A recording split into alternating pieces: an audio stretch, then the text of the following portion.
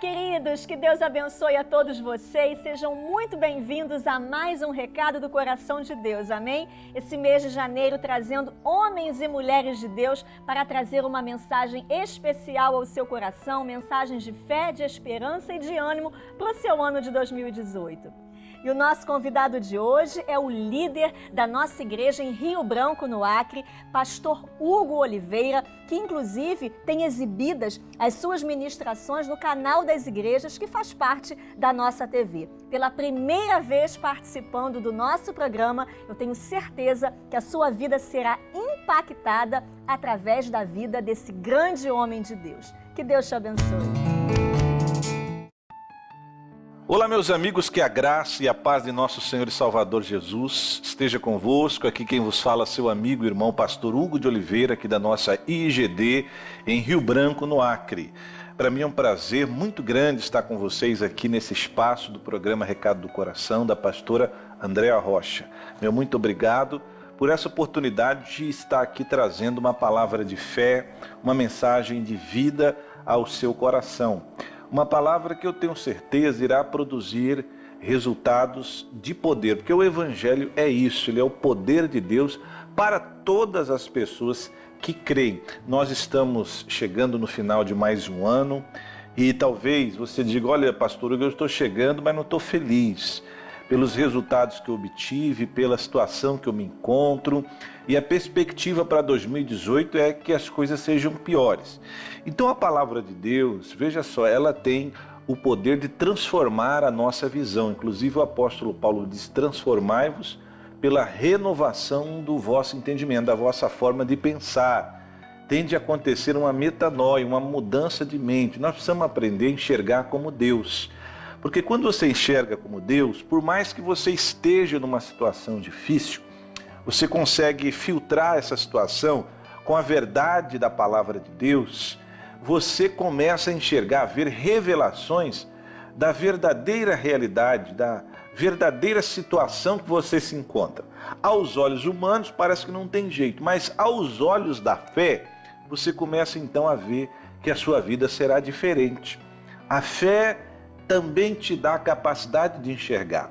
E eu queria falar aqui da história, uma história muito linda, a história do livro de Ruth. Não dá tempo, nós não temos muito tempo para nos aprofundar em todo o livro, né?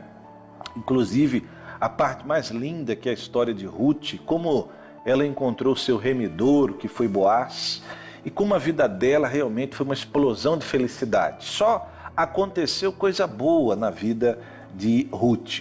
Mas eu queria me ater ao início da história de Ruth, aqui do livro de Ruth, que na verdade fala da história de uma família que sofreu bastante, que realmente para essa família tudo deu errado, né? Mas eu queria ler com vocês o capítulo 1 e mostrar o que aconteceu. Vamos ler Ruth capítulo 1, versículo 1. E sucedeu que nos dias em que os juízes julgavam, houve uma fome na terra, pelo que um homem de Belém de Judá saiu a peregrinar nos campos de Moabe, ele e sua mulher e seus 2 filhos. E era o nome deste homem Elimeleque, e o nome de sua mulher Noemi, e os nomes de seus 2 filhos Malom e Quilion, efrateus de Belém de Judá, e vieram aos campos de Moabe e ficaram ali. Vamos entender, a história diz, aqui nós já conhecemos, talvez você já leu e já sabe o desfecho, né, da família de Elimeleque, o que aconteceu com eles. Inclusive, deixa eu ler o versículo 4, que diz assim, e morreu Elimeleque, marido de Noemi, e ficou ela com os seus 2 filhos, os quais tomaram para si mulheres moabitas. Isso era proibido pela lei de Deus, né? Tomar mulher estrangeira. E era o nome de uma órfã e o nome de outra Ruth, ficaram ali quase 10 anos. E morreram também ambos, Malom e Quilion, ficando assim esta mulher desamparada dos seus 2 filhos e do seu marido. Então o Elimeleque morreu e morreram também seus 2 filhos. Agora vamos entender a história. O Elimeleque, ele era efrateu de Belém de Judá. A história ali, o contexto, se você reunir todos os detalhes, os pontos que nos mostram que a condição de Elimeleque era uma condição diferenciada. Se você analisar ponto a ponto, detalhe por detalhe, tudo que envolvia o contexto dessa história. Aconteceu da terra sofrer uma grande fome, não é? Isso aconteceu nos dias dos juízes. Você sabe que no tempo dos juízes não havia rei em Israel, portanto a terra ou a nação estava sem um governante. Inclusive o último versículo do livro de Juízes termina assim, ó: e naqueles dias não havia rei em Israel, porém cada um fazia o que parecia reto aos seus olhos. Veja que as pessoas estavam tomando decisões segundo os seus olhos, segundo a sua sabedoria. Então não havia um rei, não havia um governo para estabelecer segurança.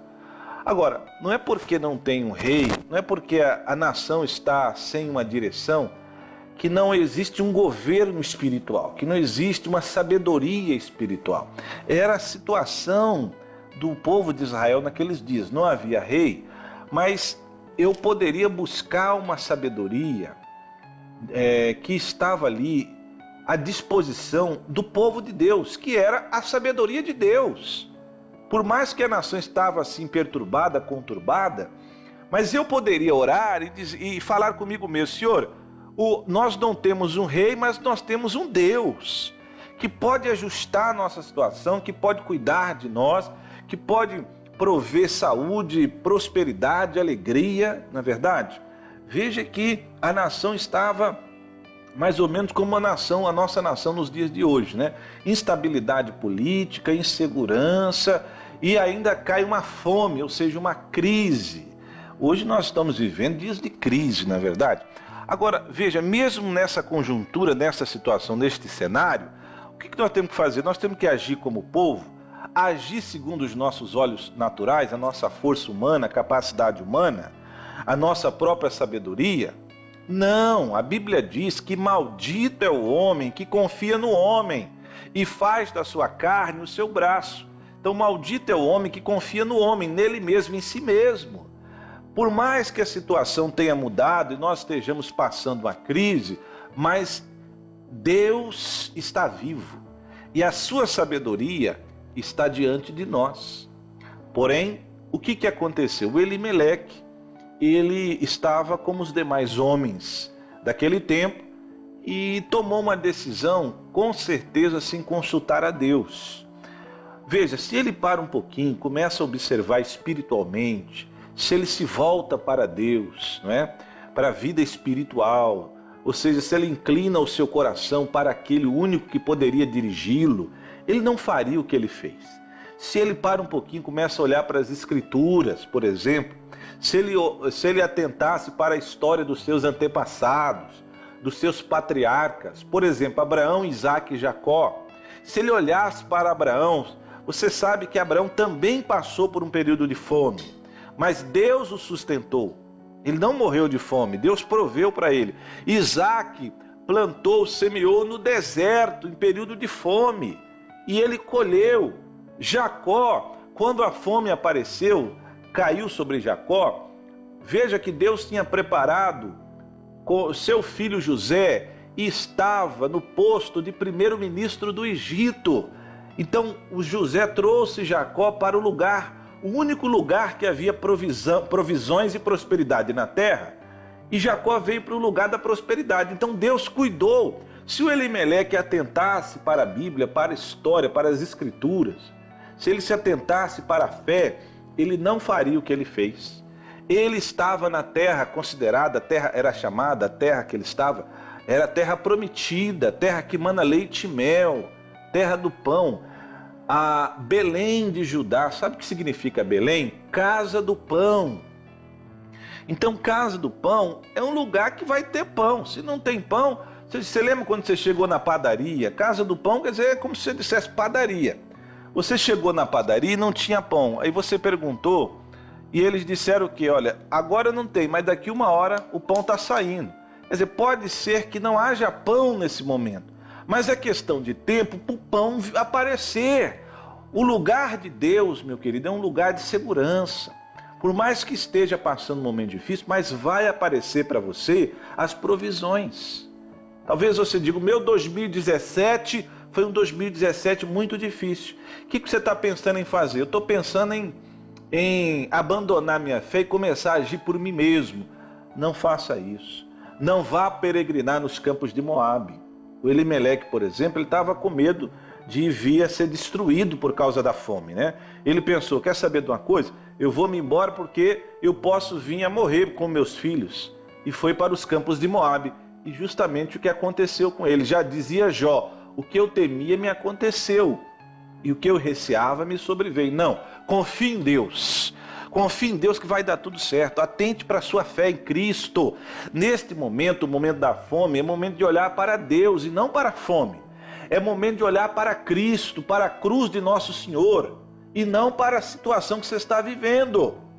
Se o Elimeleque olhasse para a história dos seus patriarcas, se ele olhasse para a denominação da sua cidade, Casa do Pão, se ele atentasse, por que Deus colocou o nome de Casa do Pão em Belém? Tem um motivo nisso. Você sabe que o nome Elimeleque quer dizer Eli, Deus, Meleque, Rei meu. Quando os pais de Elimeleque colocaram o nome dele de Elimeleque, foi justamente para ajudá-lo na questão da fé. Mas nem isso ele atentou para o seu próprio nome, que quer dizer Rei Deus meu, e saiu da casa do pão e foi para o lugar do sofrimento. Olha, 2018, você vai entrar olhando para Cristo. Você pode estar no período da crise. A terra do pão pode parecer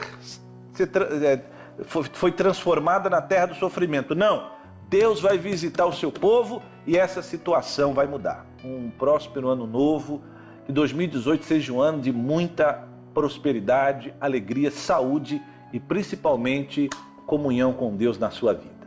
Forte abraço do seu amigo Pastor Hugo de Oliveira e até a próxima oportunidade. Tchau, meus amigos.